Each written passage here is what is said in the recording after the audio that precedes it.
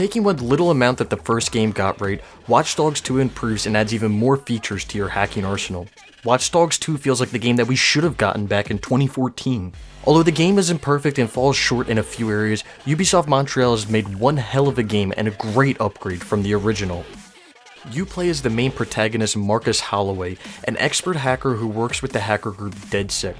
Marcus is an energetic character, always willing to get tasks done for his group, and is very confident about everything that he does. He just has this charm about him that wants you to know more about where he came from and how he got where he is now. DedSec is a branch off of the protagonist. They're a group of hackers consisting of Satara, Wrench, Horatio, and Josh. Each character has their own little quirk to them, and Ubisoft has done a great job of making each one of them come off different and not have them all blend together.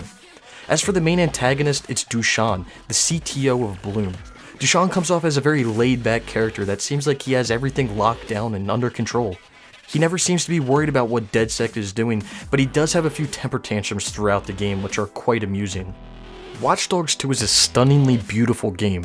Whether it be the beautiful bay water or the city skyline, Ubisoft Montreal has done an amazing job upping one of the dullest parts of the previous game.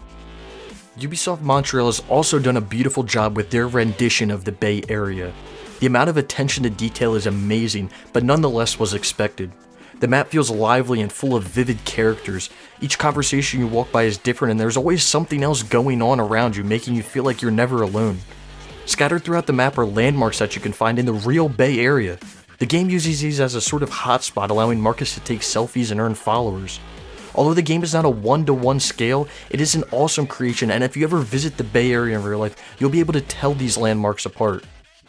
The main story is where Watch Dogs 2 takes a little bit of a step back. The idea is fresh, but some of the missions throughout the game feel redundant. You start off by hacking into the CTOS to wipe out your forged criminal history. This event is Marcus's test to get into DedSec. Once you're in, you start to do kind of these random missions. The premise behind them makes sense, but it feels like a bunch of filler content.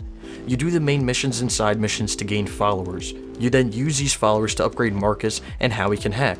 You're building up your follower base to try to expose Bloom and get everyone around you to believe that what you're saying is true.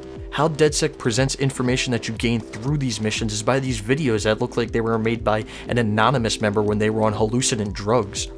80% of the main missions and all of the side missions have no push towards the main narrative and are just there for you to gain followers and help you upgrade. There is an event that happens halfway through the story and you hope that it helps the main narrative get pushed forward, but it just falls short. Before this event, the group has a fallout, but Marcus's ferocity to bring down Dushan brings them all back together.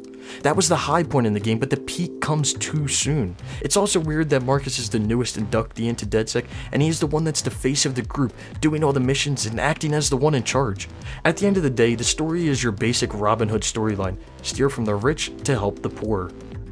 Watch Dogs 2 has a smooth parkour system. It can feel a bit clunky at the beginning, but when you master it, you'll be free running smoothly and climbing all over the place. When you're in a mission, there's usually one way to climb up into a building or access the area when not using your other toys. This makes the game feel linear in a way, but when you're introduced to the RC car and drone, it changes the game. Once you get into position with Marcus, you can either deploy your RC car or drone to scan the area. The drone is an amazing tool to find out how to get into areas and scope out what the situation is. Once the area is scoped out, you can go in with Marcus or be safe with the RC car. With these options, it gives a lot of choices initially, but once you find a good method of getting through a majority of the missions in the game, it can make the gameplay start to feel stale. The car physics also still don't feel right. They were tweaked by Reflections, the studio behind the Driver games. Knowing this, I expected more from the driving physics, but the cars still feel like they're skating across the road. As for the gunplay, it's easy. Maybe too easy. The aim assist is very strong, and shooting people with your taser or gun seems to come off way too easy. There's a plethora of content throughout the game. This ranges from missions to all types of races to collectibles. The content can be a little overwhelming at first, but when you sit down and play for a few hours, you'll start to notice that everything starts to repeat itself. It starts to feel like a burden to clear areas out of collectibles and trying to win all the top tier races. There's more than enough content for gamers to be kept busy though. The multiplayer offers nearly the same modes as in the original Watch Dogs. It's seamless, but to get into a game takes a very long time of trying to find someone to play with or against.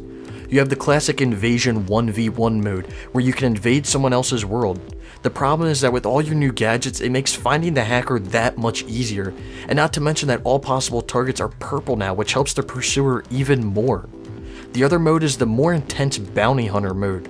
With this, you can either work with the cops to take down a bounty or be the target trying to escape the cops and kill the bounty hunters. Throughout these modes, you will earn followers to then upgrade Marcus. Comparing Watch Dogs 2 to its predecessor, it excels at everything that the original had, plus adds more overall features to the game. From the amazing environment to smooth parkour system to all the new hacking features, Watch Dogs 2 does nearly everything right. This is a must-buy game and one of the best games to come out this fall. If you did find this review helpful, be sure to give it a like and subscribe if you haven't already for more amazing content like this.